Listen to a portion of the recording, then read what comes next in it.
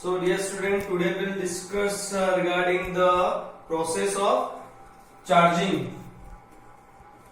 Process of charging a body. There are two processes: charging by induction and charging by conduction. So charging by conduction is, if we see, it is understood because charging by conduction is the process where two bodies are directly in contact to each other and develop charge. We will discuss charging by induction. So first is electrostatic induction.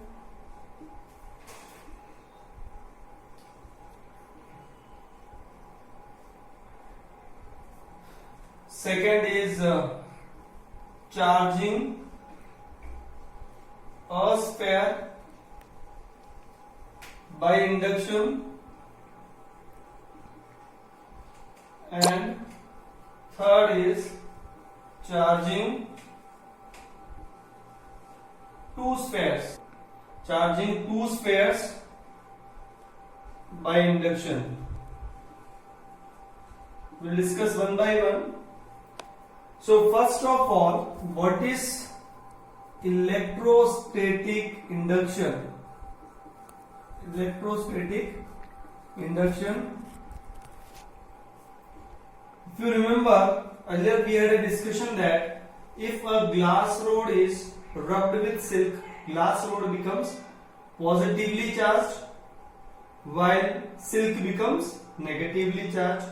So suppose if we have a metal sphere which is connected through insulating strand as provided in diagram, and if we keep a charged glass rod nearer to it, if we keep a charged glass rod nearer to it, what happens? We know we can make a glass rod positively charged. So if we keep the glass rod nearer, we will find a situation where the electrons present in the metal body will transfer towards left end, as the positive charge will exert the force on the electrons present in the metal sphere. These electrons will shift towards left side, will transfer to left side. Clear? So now these electrons will remain towards left side till this glass rod is kept nearer to it. This is a kind of temporary electrification of a conductor. As soon as you will remove the glass rod, this conductor or metallic sphere will become neutralized again. So what we can say regarding electrostatic induction? Temporary electrification of a conductor is known as electrostatic induction. Temporary electrification of a conductor is known as electrostatic induction. So you can see these processes A, B and C. Now second we will see how to charge a sphere by induction, single sphere by induction. We can make it permanently charged also. Single kind of charges remains in the sphere. This is, I think, example of NCERT. How we can make a single sphere permanently charged. Suppose we have a metal sphere which is connected through insulating strand, and if we keep a positively charged glass rod nearer to it, what happens? As explained earlier, that due to the electric force exerted by these positive charges, electron will shift towards left side, will collect towards left side of the conductor, and positive charges remains towards right side. Remember, positive charges never moves from one place to another. They only shift from one place to another. Positive charge is just nothing but vacancy of electron. So what you can think here, what is happening? This electron has been transferred from this place towards left side. It doesn't mean that this positive charge of the glass rod is repelling this positive charge. So this positive charge is shifting towards right side. It means that only the electrons from right side will shift towards left side due to electrostatic attraction. Clear? Now, if we connect this metal sphere through earthing, or if we connect earth wire towards right side, what happens? See, keeping the glass rod nearer, if we connect right side through earth wire, the positive charges which were present in the metal sphere will become neutralized by the electrons coming through the earth. Remember that in few of the reflections it is written that this positive charge will transfer to the earth. The statement is a bit wrong. We can say that the electron from the earth will transfer to the sphere and this positive charge will become neutralized. If we will remove this earth wire and also remove the glass rod, what situation you will get? You will find that this negative charge will spread uniformly throughout the sphere. So what we can say, through this process we have developed the negative charges throughout the sphere. Getting? This three-step process, charging a sphere permanently by induction. Earlier we have a discussion regarding electrostatic induction, temporary electrification of a conductor. Charging a sphere by induction permanently. How we can make it permanently charged? Just keep glass rod nearer to the metal sphere. Negative charges will shift towards left side. Positive charges will remain towards right side. Connect earth wire. So the electrons from the earth transfers to the sphere and this positive charge will become neutralized. And finally, if you remove the earthing as well as the glass rod, what happens? These negative charges will uniformly distribute throughout the metal sphere. This is the process. Second process, charging a sphere by induction. Now, third we will discuss charging two spheres by induction. See how we can make two spheres charged permanently by induction. Suppose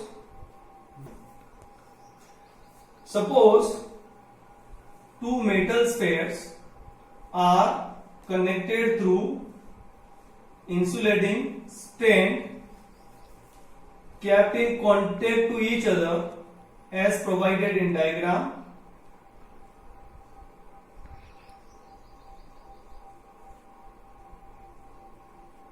Now if you keep a positively charged glass rod nearer to it, what happens? As usual, the discussion earlier, as the glass rod is positively charged, so negative charges will get collect towards left end. These electrons will be attracted by the positive charge present in glass rod, and positive charges will remain to other side. You can see in diagram.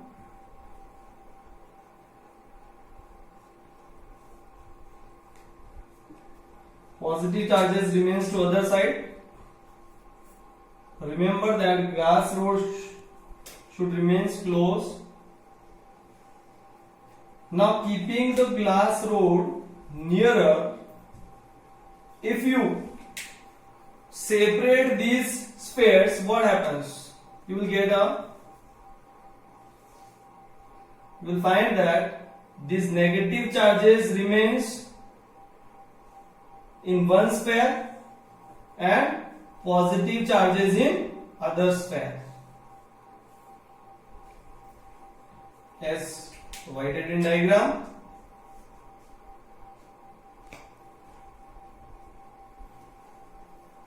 Now finally, if you remove the glass rod, what happens?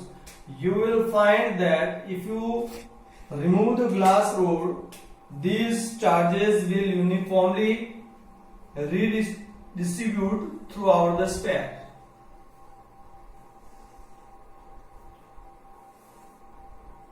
So this 4-step process, you can see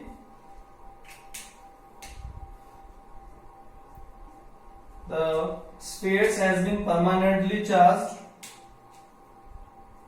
One more time we will see how we can make two spheres permanently charged. First, take two spheres, place in contact with each other, keep a positively charged glass rod nearer to it. What happens? The negative charges will get collected towards one side of the metal sphere and positive charges will remain to other side. It doesn't mean that the positive charges has been repelled by the glass rod, because we know positive charge does not move. These electrons has been shifted from other side to towards left side. Keeping the glass rod nearer, move apart the metallic spheres. Negative charges remains in one sphere and positive charges in other sphere. And now finally, if you will remove the glass rod, what you will find?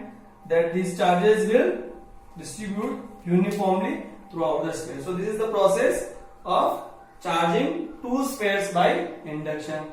So see, we have discussed the process of induction, how we can induce the charges without direct contact. If we can induce the charges directly through contact, it is known as charging by conduction. This is what about this topic. Now we will discuss the next topic and most important topic of the chapter, Coulomb's law. If you remember, we had a discussion earlier regarding the definition of charge and its properties. And now we will discuss Coulomb's law. So Coulomb's law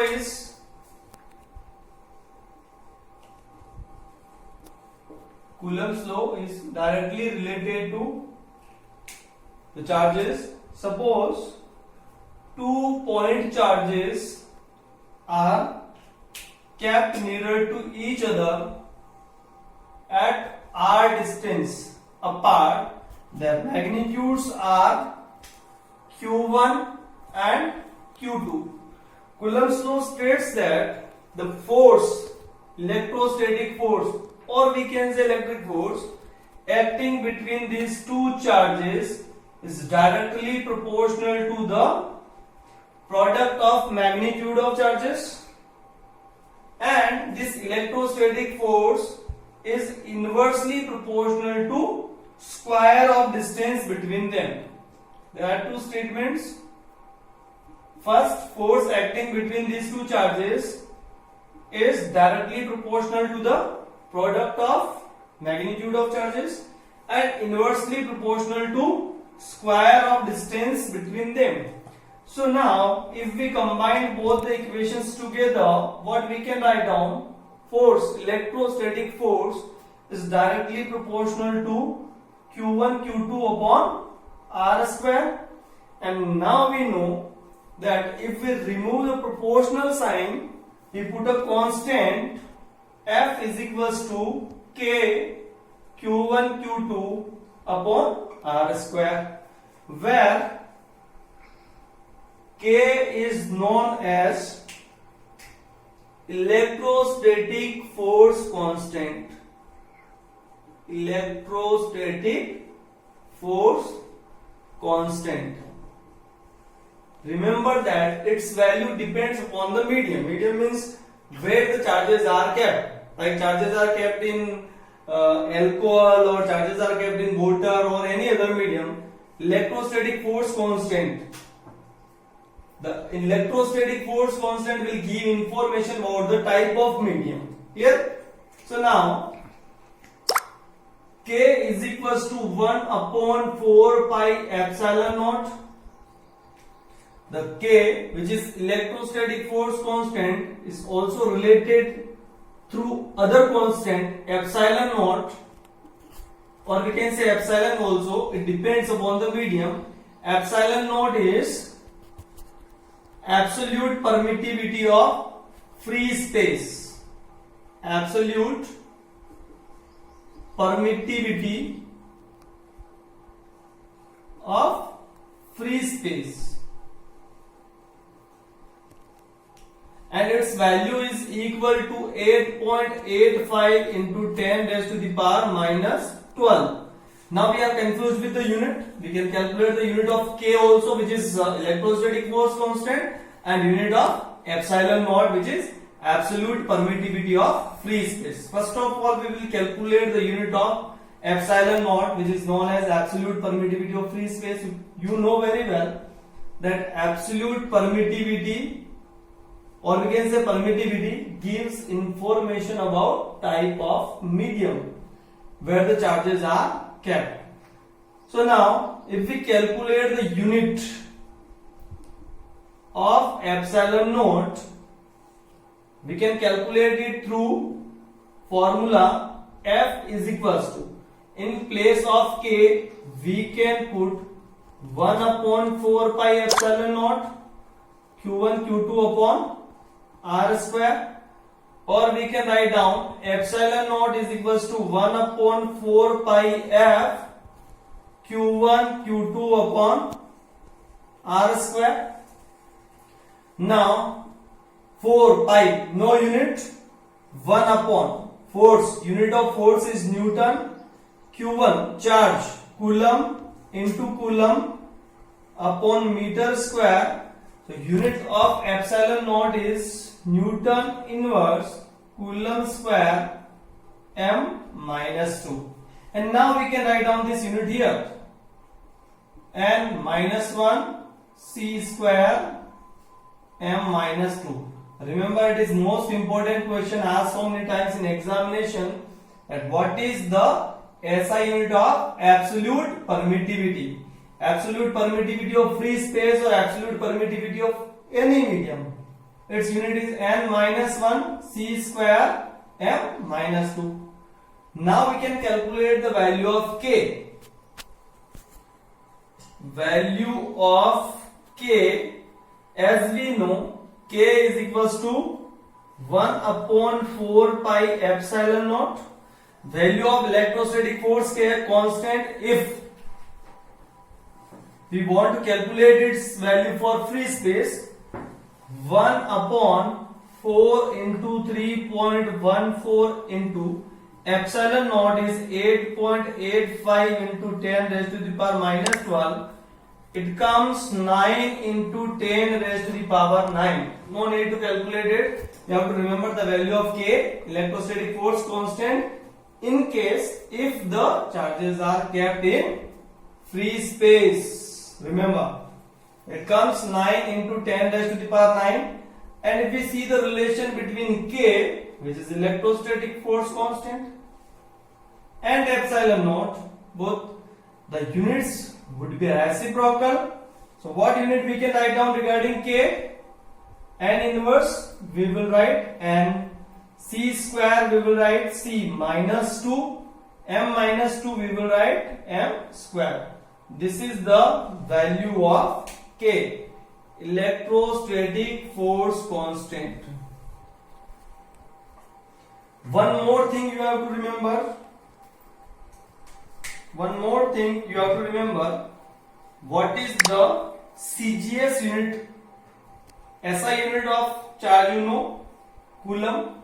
What is the CGS unit of charge?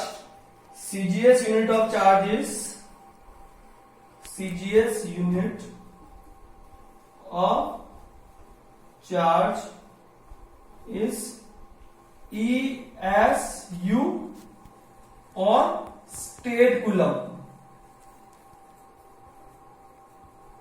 That you have to remember. CGS unit of charge, ESU, electrostatic unit of charge, full form of ESU, electrostatic unit of charge or state coulomb. Clear?